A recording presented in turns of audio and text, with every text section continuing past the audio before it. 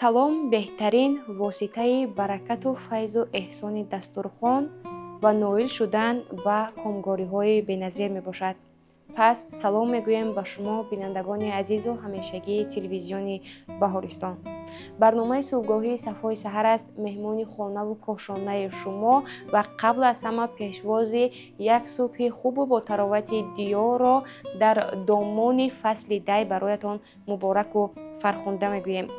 мегӯянд агар оғоз зебо бошад, пас анҷом низ дилнишин хоҳад буд.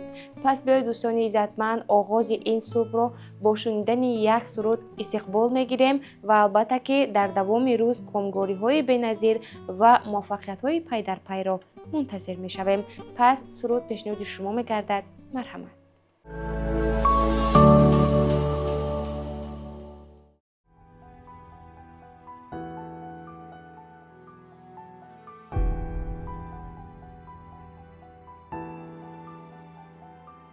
در حفظ تو هر نفس می سپاریم، حتی تن و جان به خاکت نثاریم. بر دشمنت هیچ محل هیچ گاهم، چون گرد خاک ز تو برون آریم. محتاج کن از ازل تاج داریم، بر ملت و خلق خود جان سپاریم.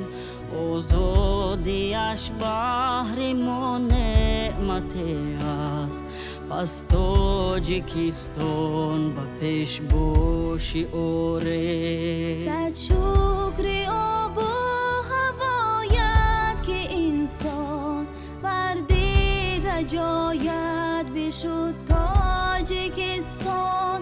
هم قهرمان و هم شاعرانت گشت صاحب شان به باغ و بستانت.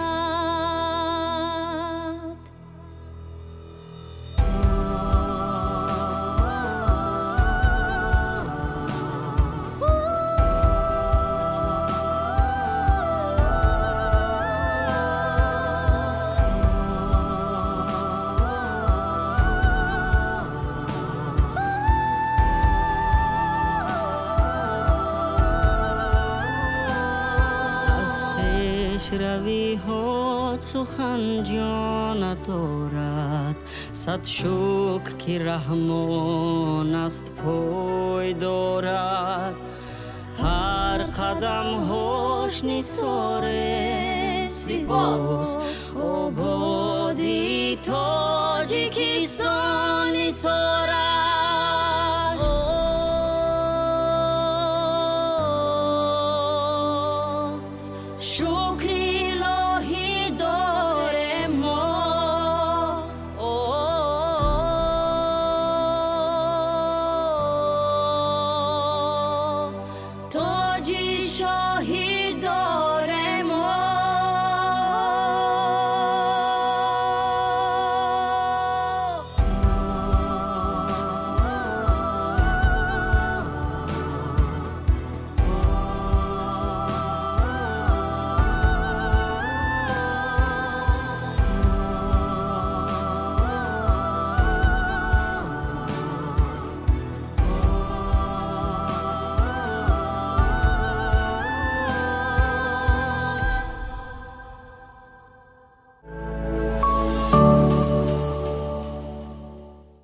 дар бисёре аз мавридҳо кӯдакону наврасон аз истеъмол намудани субҳонаҳо дар субҳгоҳон саркашӣ мекунанд ва агар ин ҳолат 2-3 рӯз бардавом яъне сурат гирифтан гирад, ин метавонад ки аллакай ба организми онҳо хавфнок бошад, чунки аллакай организми онҳо суст мешавад ва тамоми намуди бемориҳоро организм қабул мекунад. вале агар мактаббачагон яъне дар субҳгоҳон субҳона истеъмол накунанд, онҳо наметавонанд маълумотҳои нав ба навро аз худ намоянд.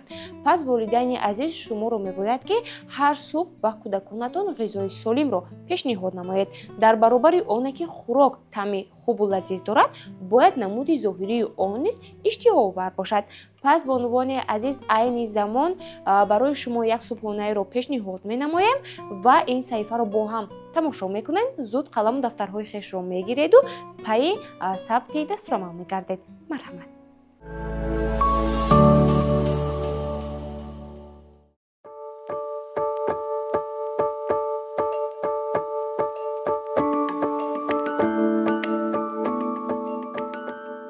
субҳатон ба хайру шодӣ бошад тамошобинони азизи телевизиони Баҳористон.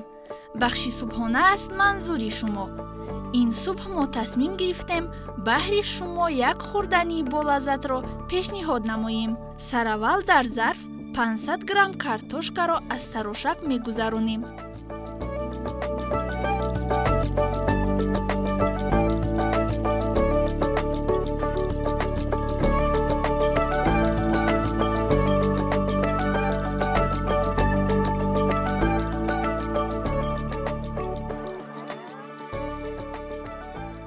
як дона пиёзро гирифта бо чунин тарз реза мекунем ва дар дохили зарфамон меандозем.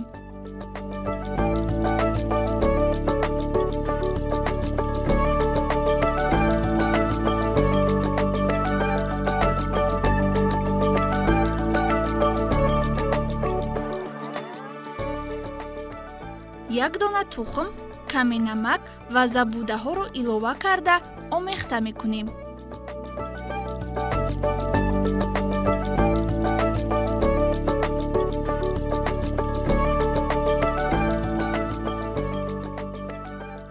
баъд аз омехта кардан 3 қошуқ ордро ҳам илова карда омехта мекунем.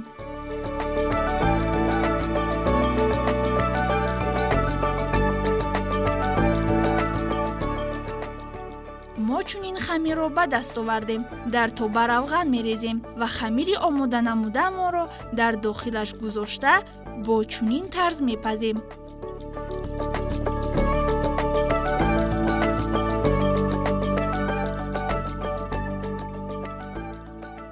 дар зарфи дигар 2 дона тухми дар об пухташударо аз тарошак мегузаронем.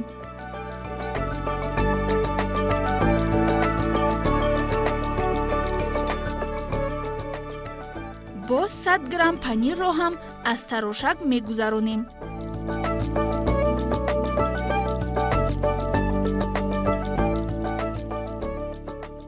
се қошуқ майонез илова карда омехта мекунем.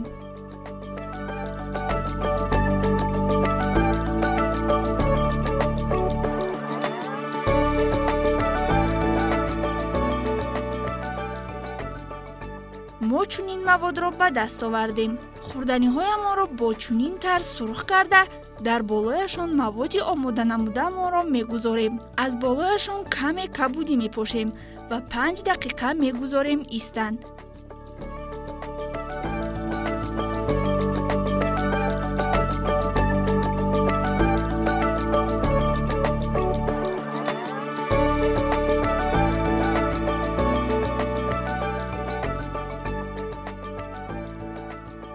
бинандагони азиз, хӯрдани мо барои субҳона омода шуд. шумо низ метавонед аз ин дастурамал истифода бурда барои аҳли оилаатон омода созед.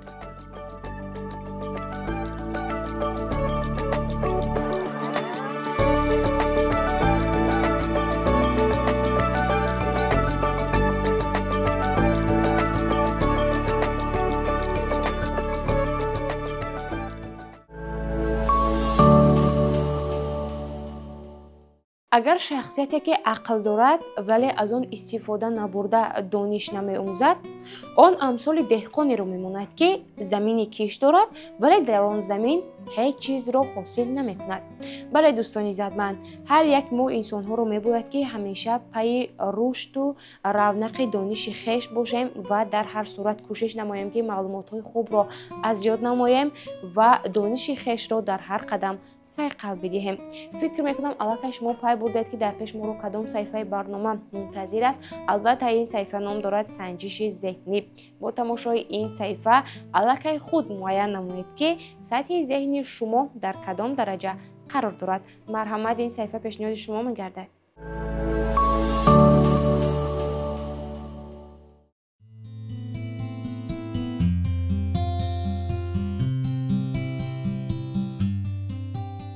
صبح خیر بینندگانی عزیز، پیشنهاد شما است بخش سنجش ذهنی. در این بخش ما به شما عملی متماتیک ضرب را پیشنهاد میکنیم. شما چست و چالاکی را از دست نداده جواب درستی آنها را یابید.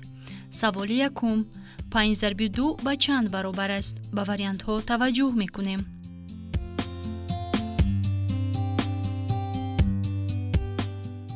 جواب درست 10 است.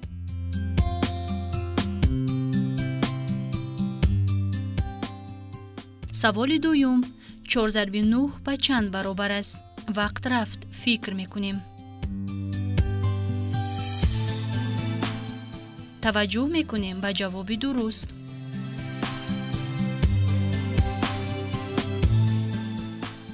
سوال سوم، 3 ضرب 4 به چند برابر است؟ با دقت فکر کنید.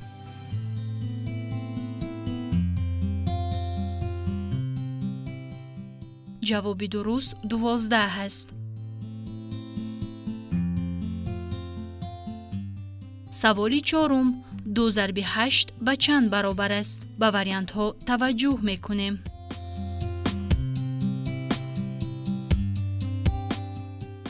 جواب درست 16 است.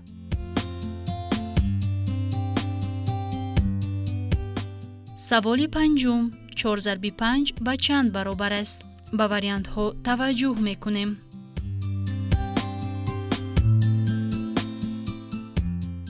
جواب درست 20 است.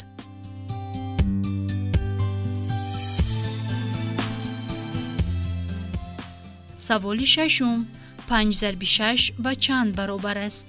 وقت رفت، فکر میکنیم.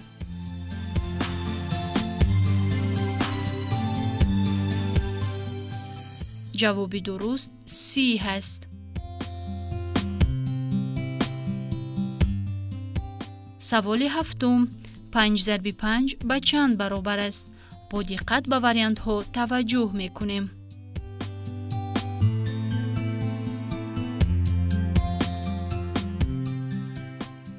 جواب درست 25 است.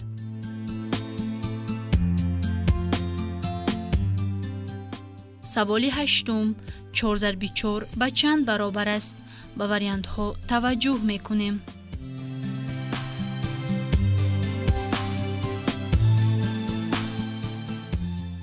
جواب درست 16 است.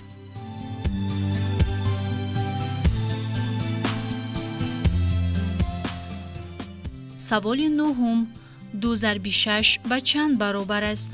وقت رفت، فکر میکنیم.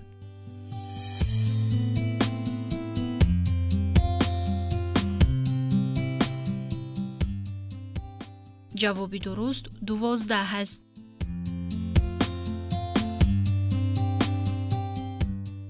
میگذاریم به سوال آخران، 4 ضرب 7 به چند برابر است؟ به واریانت ها توجه میکنیم.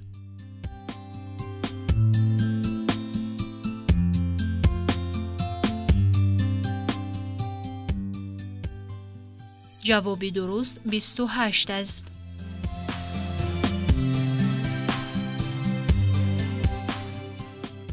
امیدوارم بخش ما به شما پسند آمد و توانستید به سوالها جواب درست را پیدا کنید. با شما خیر و خوش میکنیم. بخش‌های دیگری برنامه صفای سحر ادامه دارند.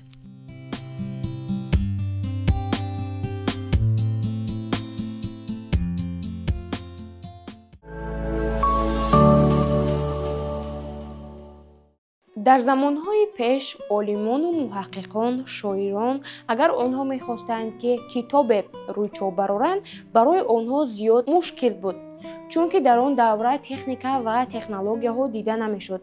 برای یک کتاب را نوشتن آنها قریب سالها اذیت میکشیدند، کوشش مینمودند و بالاخره در دوام 1 سال تنها یک کتاب را روی کار میبرآوردند. ولی در زمان امروز چی؟ ما میتوانیم که در یک روز تا 10 کتابی تیار را توسط اسباب‌های چاپخانه و کامپیوترها روی کار براریم. و عین زمان بینندگان عزیز، معلومات‌های بیشتر را در باره اسباب چاپخانه یعنی پرینتر در صفحه نوبتی برنامه صبحگاهی صفای سحر خواهید فهمید. این صفحه را پیشنهاد شما میگردانیم و البته که شما نیز در این باره معلومات‌های زیاد میگیرید. مرحمت. салом бинандагони азиз, имрӯз дар барнома ба шумо дар бораи принтер маълумот медиҳам. Бо диққат гӯш диҳед. Дар замонҳои қадим одамон тамоми корҳои худро бо даст иҷро мекарданд. баъдтар илму техника пешрафт ва дастгоҳи нав яъне принтер мавриди истифода қарор гирифт. соли 1834 дар Англия олими математик Чарлз Бэббидж принтерро сохтааст. мақсади асосии Чарлз Бэббидж дар сохтани принтер он буд, ки ин ё он намуди ҳуҷҷатро чоп кунад. баъдтар принтерҳои нав ба нав мавриди истифода қарор гирифт. принтерҳо ду намуд мешаванд: принтерҳои лазерӣ ва принтерҳои струянӣ. принтерҳои лазерӣ дар дохили худ барабан дорад, ки он бо хокаи махсус пур карда мешавад. принтерҳои струянӣ бошад, дар дохили худ тасмаҳои махсус дорад, ки онро мо метавонем иваз намоем. мушоҳидаҳо нишон доданд, ки ҳар солу ҳар моҳ принтерҳои нав ба нав мавриди истифода қарор мегирад. принтерҳо метавонанд гуногун бошанд: принтерҳои ранга ва принтерҳои сиёҳу сафед. принтерҳои ранга барои чоп кардани ҳуҷҷатҳои ранга ба мо лозим мешавад. принтерҳои сиёҳу сафед бошад, барои чопи ҳуҷҷатҳои матнии сиёҳу сафед ба мо лозим мешавад. ин буд як маълумот дар бораи принтер. бахшҳои дигари барнома идома дорад. шахсоне ки зиёдтар ранги либосашон сурх аст, онҳо муборис ҳастанд ва шахсоне ки зиёдтар ба либосҳои худ кӯшиш менамоянд, ки ранги сиёҳро ворид намоянд, ин гуна шахсон зиёд ба худ боварӣ доранд. ва шахсоне ки ранги сафедро ба бар мекунанд, онҳо зебоипараст ҳастанд ва дар ҳар лаҳза кӯшиш менамоянд, ки зебоиеро дар ҳаёти хеш зам намоянд. пас дӯстони иззатманд, аз ин бармеояд, ки ҳар як ранг ба ҳолати рӯҳиву равонии мо таъсир расонда хислати моро гӯё мебошад. айни замон бароятон бахши мӯъҷизаи рангҳоро пешниҳод мекунем ва ин бахш чашмони мову шуморо рангу обу тоби дигар медиҳад, чунки бо истифода аз рангҳо ва мӯйқаламу варақҳои сафед барои мову шумо мӯъҷизоте меофаранд. пас ин саҳифаро бо ҳам тамошо мекунем. марҳамат.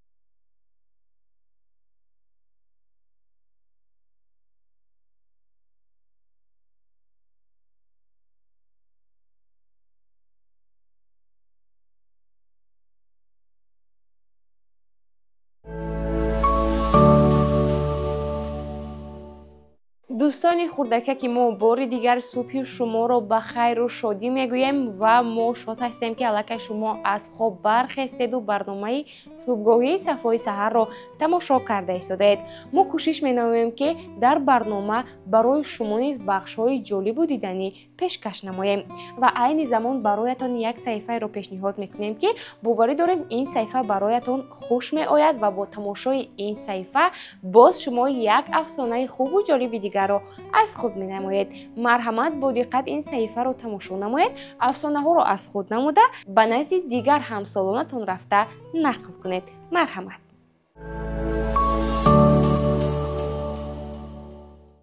سلام دوستان خردککی من. بخش یک افسانه از منظور شما. افسانه امروزه ما درباره شیر و پلنگ میباشد. بودن نبودن در یک جنگل شیر و پلنگ بودند. آنها هر روز بحث میکردند. روز بحث آنها دیر دوام میکند و به مقصد میآیند تمام اهل جنگل را جمع آورند و از آنها بپرسند کسی از آنها زور میبراید. اهل جنگل کیها باز به چنین سخنها عادت کرده بودند و به سوال آنها اهمیت ندادند و همان از پس کار خود شدند. جنگ آنها باز دوام کرد. ناگاه به گوش آنها آوازی رسید. آواز فیغان و گریه می برآمد. آنها از پس آن آواز رفتند. ناگاه می بینند آهو بچه در بین خارها در مانده است. آنها فکر نکرده یک جای آهو بچه را از بین خارها می برارند. آهو بچه در آخر به آنها اظهار تشکر می کند و می گوید که اگر شما همیشه یک جای کار کنید باوری دارم جنگل در امان مانده گل شکوفان می شود. بعد از این شیر و پلنگ دوست می شوند و به جنگل همیشه کمک اولی خود را می رسانند. خب دوستان عزیز، مقصد این افسانه آن است که ما باید خوشمعامله باشیم و دوستی خویش را مستحکم گردانیم. این بود افسانه امروزه ما. بخش‌های دیگری برنامه صفای سحر دوام دارند. خیر.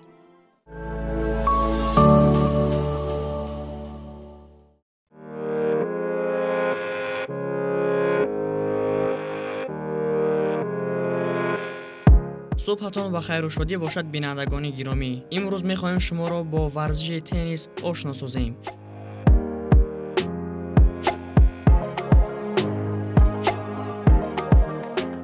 تنیس یکی از نمودهای معمولی ورزش است که آن را در همه سن و سال بازی می‌کنند. تنیس به انکشاف جسمانی، بهتر گردیدن سلامتی تاثیر مثبت رسانیده.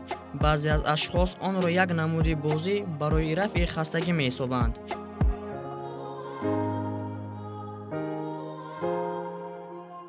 درباره این نمود ورزش میتوان منبع‌های بسیار را دریافت نمود، ولی تاریخ عمیق پیدایش آن معلوم نیست. تاریخ نگاران پیدایش آن را به منطقه‌های گوناگون ربط می‌دهند. تنیس از کلمه تنیس از زبان فرانسوی داشتن، گرفتن پیدا شده است.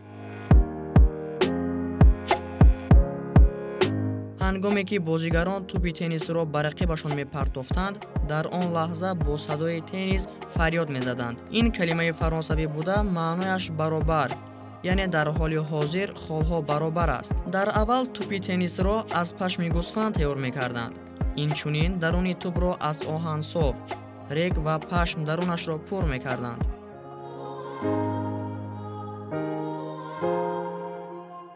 بعضی از تاریخ شناسان چنین عقیده دارند که این نمود ورزش در یونان قدیم به وجود آمده است، اما بعضی دیگر بر آن نظرند که مکان پیدایش تنیس عربستان است، زیرا چوبی که با آن توپ را پرتاب می‌کنند از کلمه عربی رخت پیدا شده است.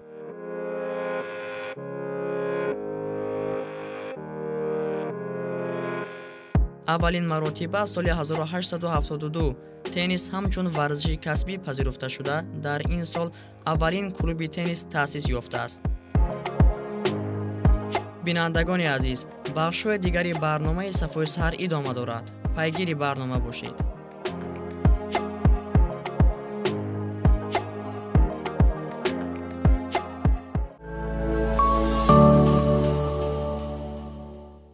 امروزها جای جاروب را اسباب چنگکشی، جای نامه‌هایی که می‌فرستادیم شبکه‌های اجتماعی گرفته است و در زمان امروز زیاد مشاهده می‌گردد که جای یک اشیاء را یک تکنیک و تکنولوژی دیگر ضبط کرده است و باز همکاری ما انسان‌ها البته که آسان گردیده است، ولی باید قید کرد که در هیچ یک دور و زمان جای کتاب را هیچ یک تکنیکا و تکنولوژیا گرفته نمیتواند، چون که کتاب در زندگی ما مردم تاجیک نقش سازگار بازیده است و تا امروز در همین روحیه و روان مردم تاجیک خصلت کتاب دوستی و کتابداری باقی مانده است.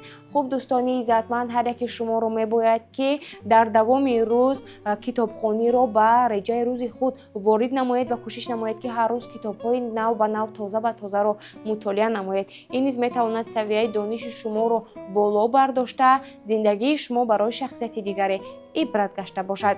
دوستان عزیزمند، عین زمان برایتان بخش دیگری برنامه صبحگاهی صفحه سحر که نام دارد معرفی کتاب پیشنهاد می‌نماییم. خوب این صفحه را با هم تماشا نموده دوستداری باز هم کتاب‌های خوب و جالب می‌کردیم. سلام همسالانی عزیز، بخش معرفی کتاب است از برنامه صفحه سحر. با شما هستم چون هر وقته پروانه حبیبه. کتابی که در دست من میبینید این کتاب از استاد رجبعلی احمدов با نام حکایه ها. کتاب سال 2022 برای خوانندگان مؤسسه های تحصیلات عمومی به چاپ برآمده است و از 34 صفحه عبارت است.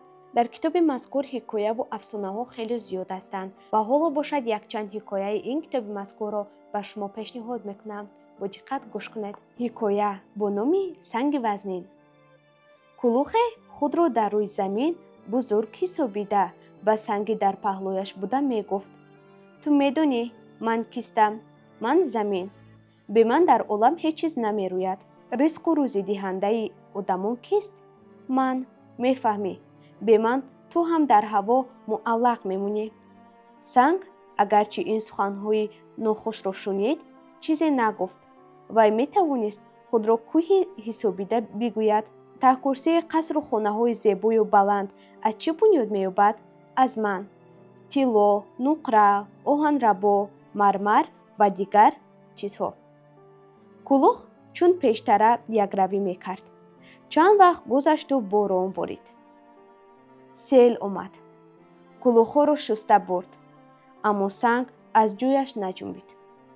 خردمند این حالت را دیده بچگانی هوابلند و یکرو را نصیحت کرده گفت: سنگ وزنین را آب نمیبرد. حکایه دیگر با نام کپک زیرک. عقاب گرسنه به شکار برآمد. دور و دراز پرواز نمود. ناگاه آواز کپک را شنید. خوشحال گردید. بالای خرسنگ نشست. کپک از ترس زیر کمر خرسنگ درآمد. چرا از آفتاب می‌هراسی؟ پرسید عقاب. من فرزند آفتابم، گفت کپک. تو با بالهای سیاهت شعله آفتاب را میپوشانی؟ عقاب فهمید که گپش نمیگذرد.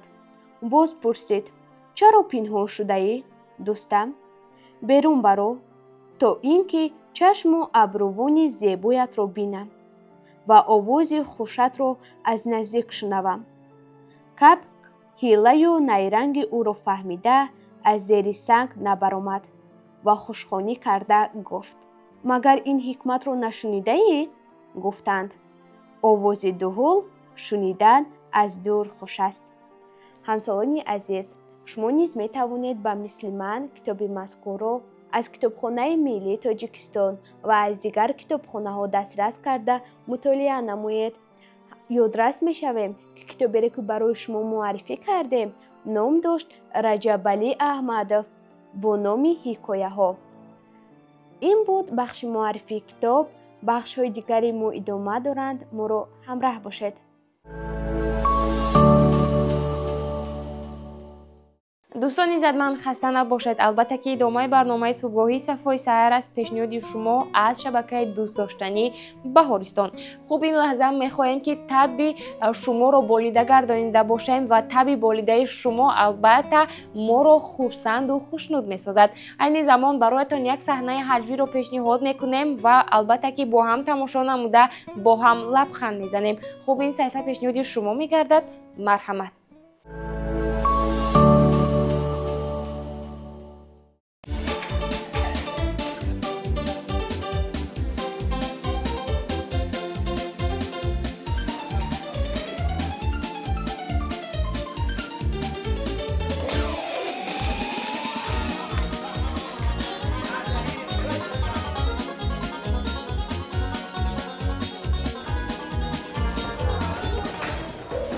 چی گپ؟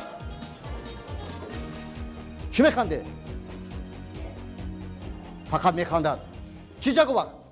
این خدا چی گپ؟ خانه والدت هم همی شما؟ این مکتب جای جمعیتی تمام مکتب به داد آوردید فیغان شما من دویده آمدم ای به شرم ندانید. سلام سلام شنیتون سردار صنف چند کس نیست؟ 2 کس. کیو کی؟ شامدزاده آزاده رجب و شفا. کی؟ شامدزاده آزاده رجب و شفا. نیستن؟ بله. وای هست مصطفی؟ بله. مصطفی هست؟ بله. مصطفی کنی خیزه جا؟ مصطفی همین جایه؟ چی خیلی تو مرا حیران کردی مصطفی؟ یک قرصک با شرم نداشته رحمت میگه چی جهت به؟ چی خیلی شده است در یک بار پیدا میشهید 10 بار گفتم که پدر و مادرت گوی به نزد من بیاید یک روز میوید 10 روز نه؟ رجب و نیست و کی نیست گفته؟ شامدزاده فهمه. خب سردار صنف بله. وظیفه خانگی چی بود؟ وظیفه خانگی ازیاد کردن جدول زرد. ازیاد کردن جدولی در درست خوش که باشد. شنید سردار شنید ازیاد کردن جدول زرد همه خیلی؟ خب حاضر میفهمیم.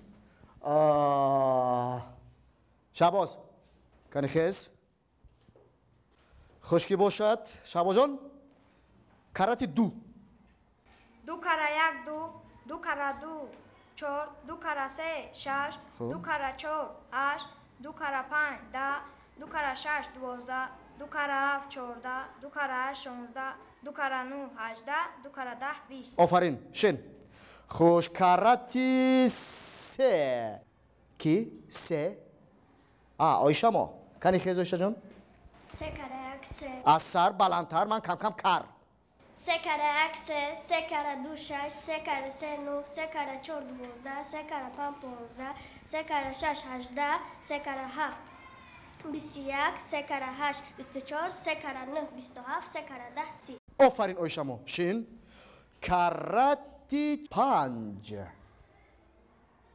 کنی سینو 5 کره 1 5 5 کره 2 10 5 کره 3 15 5 کره 4 20 5 کره 5 25 5 کره 6 30 5 کره 7 35 5 کره 8 40 5 کره 9 45 5 کره 10 50. بهایت قریب 5 شین نقص تیار کردن در کار. خوش کرتی 6 آیشه ما کنی خیز آیشه جان کنی یک بار خند ما بینم نقص کنی کرتی 6 6 کره 1 6 6 کره 2 12 6 کره 3 18 6 کره 4 24 6 کره 5 30 6 کره 6 36 6 کره 7 42 6 کره 8 48 6 کره 9 54 6 کره 10 60. آفرین بهایت 5. خب آن اکنون ما کرتی 7 را مصطفی ما شما رو به نهایت یاد کردیم. در یک بار میبیایی کنی یک با تخته سیب برو خوش مصطفی کرتی 7 7 کره 1 7 7 کره 2 مصطفی یک سوال میدیم اگر به همین سوال من جواب دی من با تو امروز بهای 5 میگذارم حیران نشو بهای 5 میگذارم. بله 7 کرت 7 یافتم چند 7 کره 7 50 میشود 7 کرت 7 50 میشود بهایت مینوس 2 مصطفی 7 کره 7 49 میشود 50 نمیشود. به عقل معلم با 50 راضی نشد و 49 راضی میشود.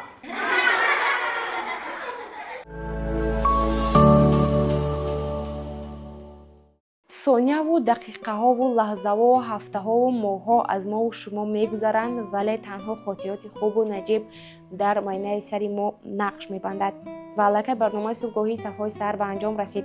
Чунин барнома бо шумо гузашт. Бинандагони азиз, мо низ аз ин барнома хотироти хубе гирифтем ва кӯшиш менамоем ки барномаҳои ҷолибу диданиро аз шабакаи телевизиони Баҳористон пешниҳоди шумо гардонем. чун агар барномаҳо барои шумо писанд меояд, мо албатта ки дар кори хеш худро муваффақ эҳсос менамоем. ин буд барномаи субҳгоҳии Сафои Саҳар ва дар ҳамин ҷо бо шумо хайру хуш мекунем, вале анҷоми ин барнома албатта оғози дигар барномаҳои ҷолибу дидании телевизиони дӯстдоштанӣ Баҳористон мебошад.